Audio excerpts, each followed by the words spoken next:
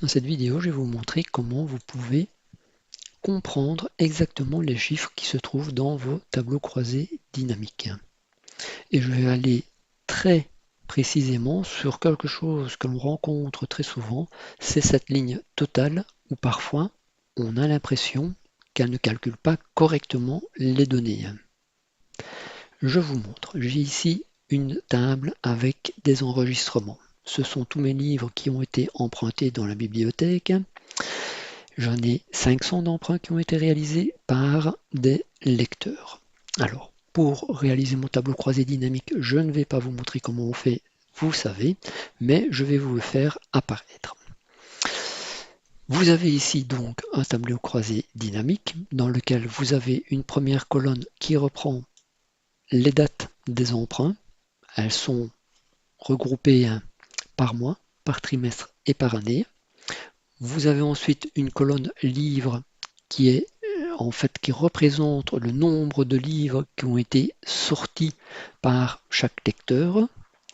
Et ici, vous avez des livres uniques, donc ce sont les livres qui ont été sortis, mais de manière unique. Ça signifie que si un lecteur a emprunté 3 fois la même bande dessinée, eh bien ça ne va compter que pour un seul élément, un seul livre emprunté, puisqu'on est dans le livre unique, les données distinctes. Et vous avez ici en plus un segment qui nous permet de trouver les données juste pour le lecteur 3.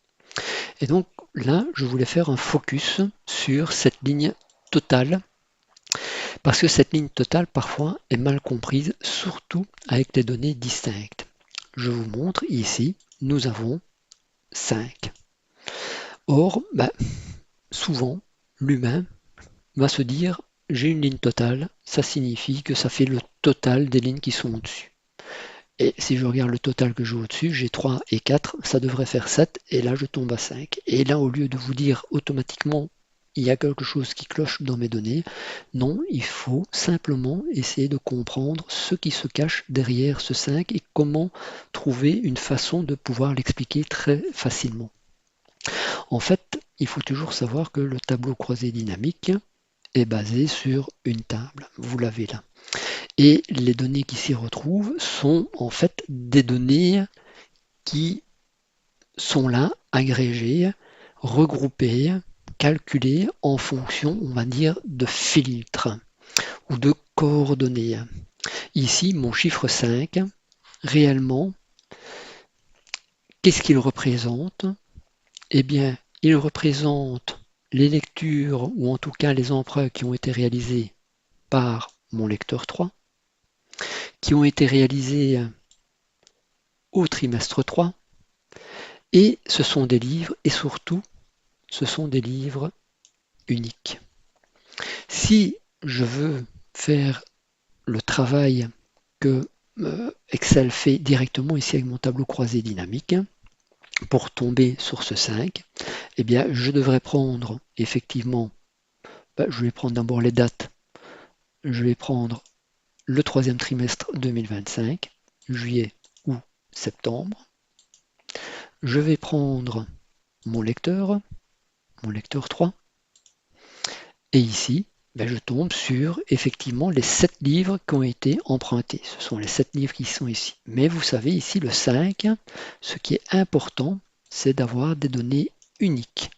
Et donc, Excel va venir ici et va me dire, voilà, j'ai bien des données uniques qui se trouvent ici.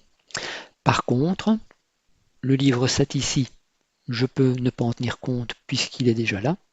Et le livre 8 ici, je peux ne pas en tenir compte puisqu'il est déjà là. Et donc, ça fait bien un livre, 2 livres, 3 livres, 4 livres et 5 livres. C'est bien le chiffre que nous avons ici. Donc, réellement, il faut vraiment toujours se dire, et c'est surtout quand on a des données distinctes, qu'une ligne totale, ce n'est pas le total des lignes qui se trouvent au-dessus. Non, c'est un nombre qui a été calculé par Excel en fonction de certaines coordonnées. Et donc, vous l'avez vu, toutes ces coordonnées, le lecteur, on a mis notre filtre ici, notre trimestre, on a mis notre filtre ici, et puis après, on arrive avec notre donnée unique ici pour récupérer vraiment ce qui est distinct et avoir effectivement les 5 livres uniques qui sont ici et ce n'est jamais la somme de ce que vous avez au-dessus juillet et août. Vous allez avoir la même chose dans d'autres parties de calcul du tableau croisé dynamique. La seule chose que vous devez surtout penser, imaginer et tenir en tête, c'est que ce tableau vous donne comme si c'était un filtre qui avait été réalisé sur votre table. Voilà, j'espère que vous aurez appris quelque chose. À la prochaine.